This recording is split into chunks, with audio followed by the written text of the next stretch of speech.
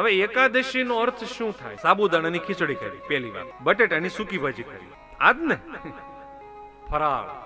Vote is the meaning of faral? ફરાળ શબ્દ નથી, એનો મૂળ અર્થ છે ફળ આહાર. શોર્ટ કરી નાખ્યું લોકોએ, ફરાળ કરી નાખ્યું. બોલો, મેં કેટલાય શાસ્ત્રો વાંચ્યા, મને ક્યાંય ફરાળ મને નથી જોવા. કદાચ મારી ધ્યાનમાં ન આવ્યું રહી ગયું હોય તો ધ્યાન દોરજો મારું, કોઈ ના નથી. અને અત્યારે જો ફરાળી પેટીસ મળે, ફરાળી રોટલી મળે, ફરાળી ભજીયા મળે, ફરાળી સમોસા મળે, ઈચ એન્ડ એવરી આઈટમ ફરાળી. બટ સાહેબ, we all are going on wrong way. આપણે બધા જ અવળા રસ્તે જઈ રહ્યા છીએ. એકાદશીનો મૂળ અર્થ એ થાય છે કે આપણી 5 જ્ઞાનેન્દ્રિય, આપણી 5 કર્મેન્દ્રિય, આ 10 ઇન્દ્રિયોને કંટ્રોલ કરવાનું જે કામ કરે એ 11મું મન, એ મન તે દિવસે ભગવાન પાસે રાખવું, આનું નામ એકાદશી.